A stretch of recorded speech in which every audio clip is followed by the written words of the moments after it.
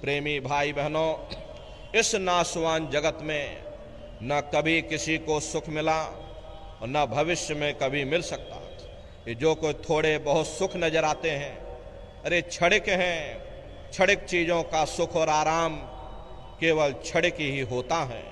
जितना इसके आने में हमें खुशी महसूस होती है, उतना इसके जाने में भी हमें दुख भी महसूस होता है।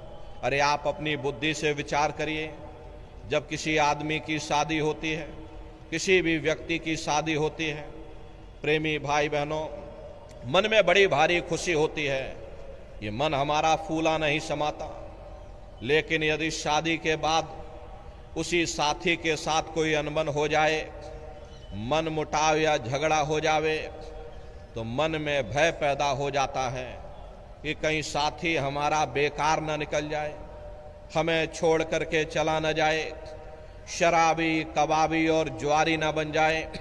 अरे दुनिया भर की मन में चिंताएं समा जाती। चिंता चिता समान, चिंता से बढ़ करके दुनिया में कोई दूसरा रोग नहीं। सो इस चिंता के कारण हम लोग दुखी हो जाते हैं।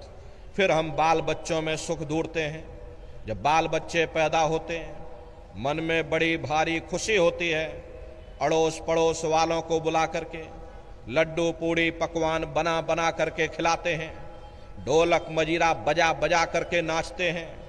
लेकिन अगर वही औलाद बड़े होकर के नालायक निकल जाए, माँ बाप का कहना ना माने, उनका आदर सत्कार न करे, तो वही औलाद हमारे लिए फिर दुख का कारण बन जाती है।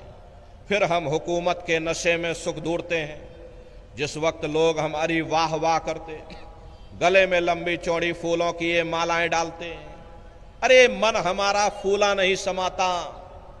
लेकिन उन नेताओं का भी इतिहास हमारी आंखों के सामने है। जिस वक्त लोग उनको गोलियों का शिकार बना देते, पकड़ करके जेल खाने में डाल देते, अखबारों में उनकी मट्टियां पलीत कर देते, तो वही हुकूमत हमारे लिए फिर दुख का कारण बन जाती है। फिर हम दुनिया के जीव इंद्रियों के भोग और वासनाओं में सुख ढूंढते। जिस वक्त बीमारियों का हिसाब हमें अपने शरीर पर देना पड़ता है, तब हमें होश आता है ये सुख का कारण है या दुख का कारण है। इसीलिए महात्मा कहते हैं, भाई आप इस नाशवान जगत में नाशवान क्षणिक पदार्थों से कभी सुख हासिल नहीं कर सकते हो, कभी शांति प्राप्त नहीं कर सकते। कभी कभी हम लोगों के मन में ख्याल आता है कि शायद जिन दिनों महात्मा आए थे, तब दुनिया की हालत इतनी अच्छी न रही होगी, इसीलिए बेचारे महात्मा दुखी दुखी चिल्लाते रहते हैं।